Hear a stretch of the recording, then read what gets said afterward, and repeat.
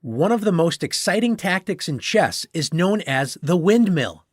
Just like the blades of a windmill, this tactic goes around and around, destroying everything in its path. In this position, Mexican Grandmaster Carlos Torre has the white pieces against former world champion Emanuel Lasker. White's rook on g3 is lined up with black's king on the g-file.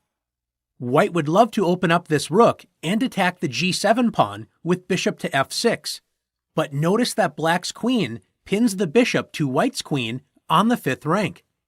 Grandmaster Torre teaches us that we must look deeper than just the surface of a tactic and plays the incredible bishop to f6.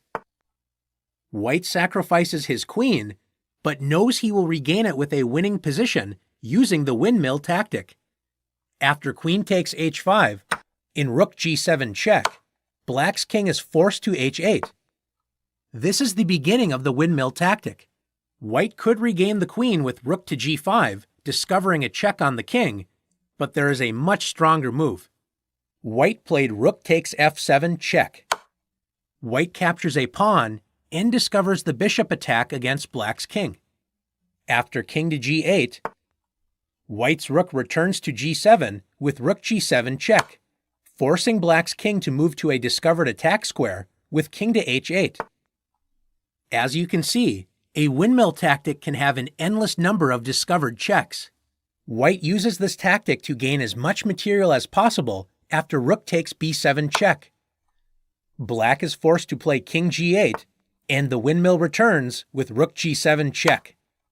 After king h8, White decides not to capture the a7 pawn because it would open up the a-file for black's rook. Grandmaster Torre regains his queen and ends the windmill tactic with rook g5 check.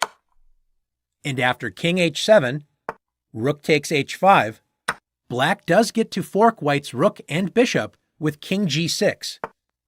But after rook h3, king takes f6, White plays rook takes h6 check. After Torre's incredible windmill tactic, White is now up 3 pawns. Winning this position was no challenge for a player of Torre's strength. Let's take a look at another example of the windmill. In this position, black appears to be in serious trouble. Not only is black down an incredible amount of material, White is also threatening checkmate on the next move with bishop takes g7. Unfortunately for White, black has the incredible windmill tactic that will destroy most of White's pieces. The windmill attack begins after rook g3 check.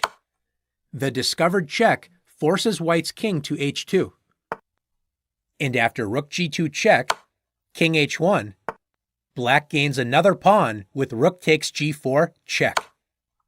And after king h2, let's watch the windmill destroy all of White's pieces on the 2nd rank after rook g2 check, king h1, black captures a pawn with rook takes c2 check, and after king g1, rook g2 check, king h1, black now wins a bishop after rook takes b2 check, king g1, rook g2 check, king h1, black wins another pawn with rook takes a2 check, and after king g1, black concludes the windmill tactic with rook takes a1.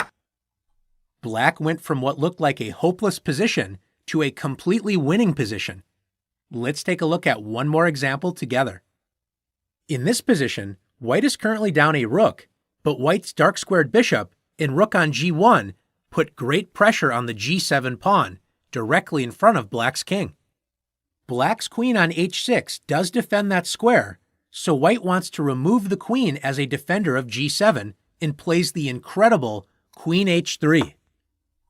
This deflection tactic distracts black's queen from its defense of g7. After queen takes h3, in rook g7 check, after king h8, White could play the discovered check rook to g3 to regain the queen immediately, but remember, black was already up a rook, so this wouldn't make the most of the windmill tactic. After rook takes f7 check, and king g8, we see the familiar windmill setup again with rook g7 check and king h8. It is tempting to automatically play rook takes d7, discovered check, and continue the windmill tactic. But now that the pawn on f7 has been captured, do you notice that white's bishop on b3 is pointing at the g8 square? This means that white's rook can end the windmill and deliver a discovered double check, checkmate, with rook g8. Checkmate.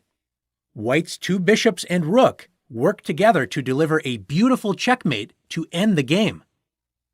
Now that you've learned the power of the windmill, it's your turn to give it a try.